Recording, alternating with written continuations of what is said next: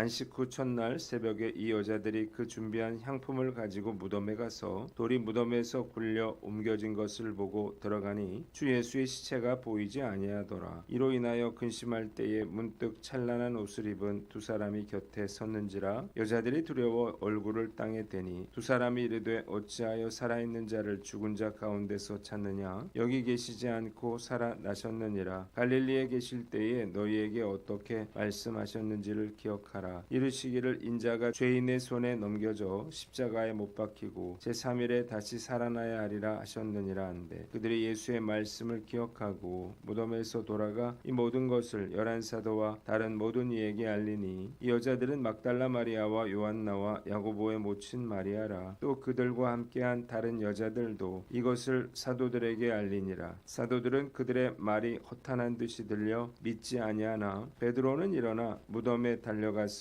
구부려 들여다보니 세마포만 보이는지라. 그 된 일을 놀랍게 여기며 집으로 돌아가니라. 아멘. 오늘은 누가복음 24장 말씀을 가지고 무덤을 찾아간 여인들이라고 하는 제목으로 묵상 나눔하도록 하겠습니다. 먼저 1절을 봅니다. 안식 후 첫날 새벽에 여자들이 준비한 향품을 가지고 무덤에 가서 그랬습니다. 안식 후 첫날 새벽에 여자들이 왔다고 했는데 막달라 마리아와 다른 마리아, 즉 야고보와 요셉의 어머니 마리아가 예수님의 무덤에 찾아왔습니다. 예수님의 시신에 향유를 바르기 위해서였어요. 예수님의 부활을 처음 목격한 사람은 바로 여인들이었습니다. 그들은 영광스럽게도 예수님의 죽음과 장례는 물론 부활의 첫 증인이 되었습니다. 그들은 가장 먼저 예수님의 빈 무덤을 보았고 천사를 만났고 부활하신 예수님을 만나게 되었습니다. 여인들이 이런 영광을 누리게 된 이유가 무엇인가요? 예수님을 사랑하는 그들의 열정 때문이었어요. 두려움을 무릅쓰고 예수님의 시신에 향유를 바르겠다고 하는 그들의 열정이 그들을 부활의 첫 증인으로 만들어 준 것입니다.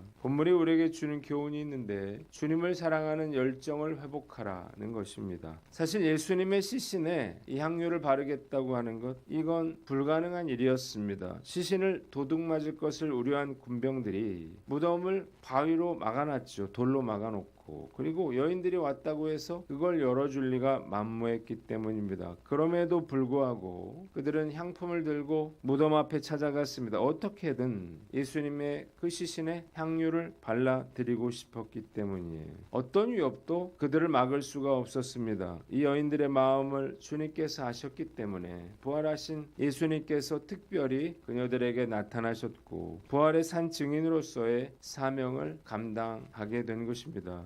말씀을 묵상하면서 이 마음이 전해지더라고요. 저도 예수님을 이렇게 뜨겁게 생각했던 때가 있었어요. 그런데 사역에 지치고 마음이 점점 주님으로부터 멀어지면서 주님을 사랑하는 열정이 식어가고 있지 않나 그런 생각이 들어요. 요즘 사역이 버겁게 느껴지는데 주님을 사랑하는 열정이 식어서가 아닌가 생각하고 있습니다. 주님을 위해서 우리가 얼마나 많은 일을 하느냐보다 더 중요한 것은 주님과 얼마나 더 친밀한 관계를 유지하느냐 하는 거예요. 친밀한 관계가 되어야만 주님을 뜨겁게 사랑하는 그런 마음이 있어야만 주님께서 우리에게 맡겨주신 일들을 기쁨으로 감당할 수가 있기 때문이에요. 오늘 말씀 앞에서 과연 나는 어떤가 나 스스로를 돌아보고 여인들의 주님을 향한 뜨거운 사랑의 열정을 회복하는 저와 여러분들 되시기를 주님의 이름으로 축원합니다. 두 번째는 2절로 7절인데 5절을 봅니다. 어찌하여 살아있는 자를 죽은 자 가운데서 찾느냐 그랬습니다.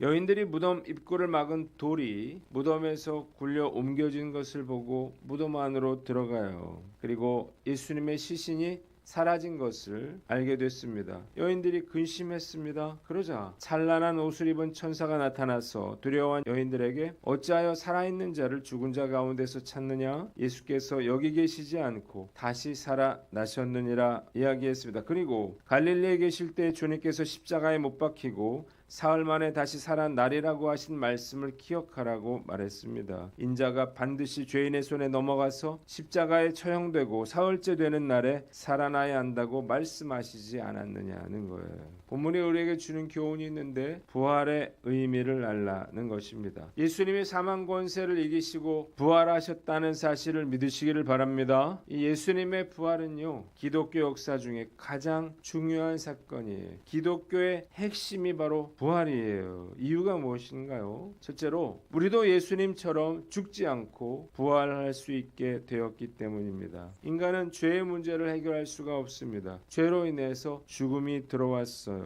만약 우리 죄를 위해서 예수님이 십자가에 달려 돌아가셨는데 예수님이 부활하지 못하셨다면 우리에게 아무런 소망도 없을 것입니다. 자신의 죽음의 문제도 해결하지 못하시는 분이 어떻게 우리를 구원하실 수가 있을까요? 예수님께서 죽음을 이기고 부활하셨기에 우리도 부활할 수 있게 됐다는 사실을 믿으시기를 바랍니다. 죄로 인해서 죽을 수밖에 없던 우리가 예수님으로 인해서 영원한 생명을 얻고 부활할 수 있게 된 거예요. 두 번째, 예수님의 부활은 예수님께 대한 강한 신뢰감을 갖게 하기 때문입니다. 예수님 어떤 분인가요? 병든 자를 고치셨습니다. 귀신 들린 자들을 치유하셨습니다. 죽은 자도 살리셨을 뿐만 아니라 우리 죄를 대신 지시고 십자가에 죽으시고 다시 부활하신 분이라는 사실을 깨달으시기를 바랍니다. 이 얼마나 놀라우신 분인가요? 이 엄청난 능력을 가지신 분이 우리를 사랑하셔서 십자가에 달려 죽으신 예수님이라고 하는 것입니다. 마침내 죽음의 권세는 무너지고 영생의 문이 열렸습니다. 뿐만 아니라 부활하신 예수께서 성령님을 우리에게 보내주셔서 우리는 이 세상에서도 놀라운 축복과 변화된 삶을 살게 된 것입니다.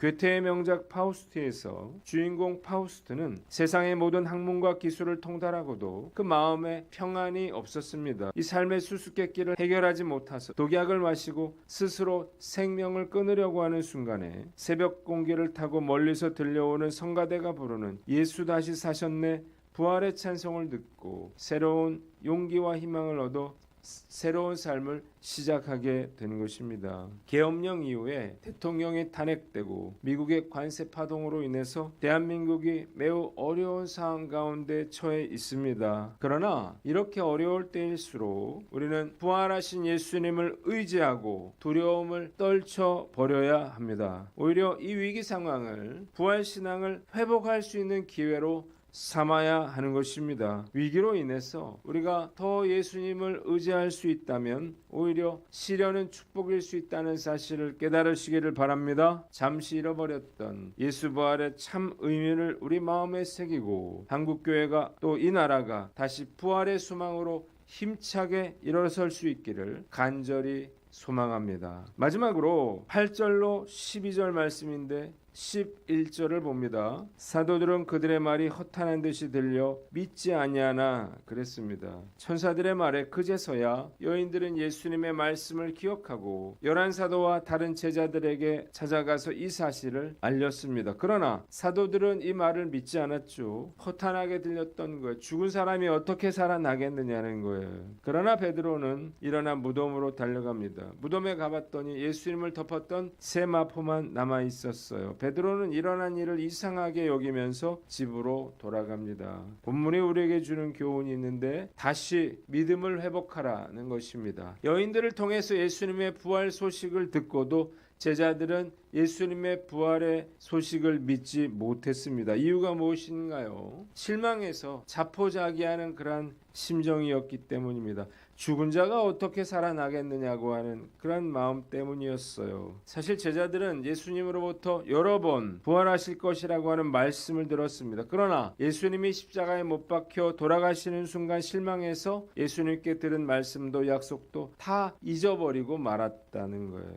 우리도요, 제자들처럼 이렇게 믿음을 잃어버릴 수가 있습니다. 저는 오히려 믿는 사람들이 어려움을 당하면요 우왕좌왕하면서 당황하는 경우를 많이 보았습니다. 이럴 줄 몰랐다는 거예요. 천사의 말을 듣고 예수님의 부활하심을 믿었던 이 여인들의 믿음을 본받으시기를 바랍니다. 믿음보다 더 중요한 것은 없어요. 보지 않고 믿는 믿음이 중요한 것입니다. 아무것도 보이지 않아도 예수님을 신뢰할 수 있는 믿음이 있어야 하는 것입니다. 어떤 사람이 나이가라 폭포를 구경하다가 너무 목이 말라서 폭포의 물을 맛있게 마신 후에 돌아서는 순간 포이즌이라고 하는 팻말이 눈에 띄었습니다. 포이즌은 영어로 독이라는 뜻이잖아요. 그는 자신이 독을 마셨다는 생각에 갑자기 창자가 녹아내리는 듯한 아픔을 느끼면서 배가 아파오기 시작했습니다. 급히 병원으로 달려갔어요. 선생님, 제가 독약을 마셨습니다. 이야기를 들은 의사가요, 포이즌은 영어로 독이지만 프랑스어로는 낚시금지라는 말입니다 라면서 껄껄 웃었습니다. 그러자 놀랍게도 그렇게 아프던 배의 통증이 순식간에 사라졌다는 것입니다. 이처럼 우리의 생각과 믿음이 우리의 몸까지 지배한다는 사실을 깨달으시기를 바랍니다. 이런 현상을 플라세보 효과라고 합니다. 반대로 아픈 사람이 약의 효과를 의심해서 약효가 떨어지는 현상을 노세보 효과라고 하는데, 믿음이라고 하는 것, 생각이라고 하는 것이 약의 효능에도 영향을 미친다는 사실을 우리가 알 수 있습니다. 마틴 루터가 종교개혁을 시작하고 너무 큰 반대와 어려움을 겪게 되자 그는 낙심했어요. 그래서 자기 책상에 앉아서 고개를 숙이고 땅이 꺼져라 한숨을 쉬고 있는데 갑자기 고구라는 소리가 들렸습니다. 깜짝 놀라서 나가보니까 바로 옆방에서 자기 부인이 소복을 입고 고글하며 울고 있더라는 거예요. 깜짝 놀라서 여보 왜 그렇게 울고 있는 거요? 묻자 아내가 대답했어요. 여보, 하나님께서 방금 돌아가셨답니다. 무슨 소리? 하나님은 살아계시는데 돌아가시기는 무슨 헛소리? 한참 화를 내면서 꾸중을 했습니다. 그러자 그의 아내가 이야기했어요. 당신의 얼굴을 보니까 틀림없이 하나님이 돌아가신 것이 맞아요. 하나님이 살아계신다면 왜 그렇게 당신이 낙심을 하고 근심하고 염려를 하고 있습니까? 그는 아내의 말을 하나님의 음성으로 들었습니다. 그래서 벌떡 일어났어요. 그렇지, 하나님께서 나와 함께 계시지. 왜 살아계신 주님이 계신데 내가 염려하고 두려워하고 있을까 생각하고 힘있게 일어나서 끝까지 종교개혁의 사명을 감당할 수 있었다는 거예요. 내가 과거에 얼마나 큰 은혜를 받았고 얼마나 큰 일을 했는가는 중요하지 않습니다. 중요한 것은 지금 내가 살아계시는 그 주님을 믿고 있느냐 하는 것입니다. 우리의 마음속에 두려움이 있다면 지금도 살아계시는 그 주님을 믿지 못하기 때문이라는 사실을 깨달으시기를 바랍니다. 지금 우리의 눈앞에 펼쳐져 있는 어려움을 보고 근심하거나 두려워하지 않기 위해서는 예수님이 살아나셨다고 하는 확고한 부활신앙을 가져야 하는 것입니다. 저는 날마다 흔들려요. 통탄할 만한 실수와 죄를 저지를 때도 있습니다. 그러나 결코 실망하거나 낙심하지 않는 것은 부활하신 예수님께서 살아계셔서 저를 도우시고 인도하시기 때문입니다. 오늘 말씀 앞에서 나는 어떤가요? 혹시 우리도 낙심하고 절망하며 근심하고 있지는 않는가요? 예수님이 부활하셨다고 하는 소망을 가지고 어떤 어려움이 있더라도 낙심하지 않고 확고한 믿음으로 우리에게 맡겨주신 귀한 사명 감당해 나가는 저와 여러분들 되시기를 주님의 이름으로 축원합니다. 기도하겠습니다. 하나님 아버지, 우리가 주님을 사랑하는 열정이 회복되게 하여 주시고 부활의 의미를 알고 다시 믿음을 회복하게 하여 주시옵소서.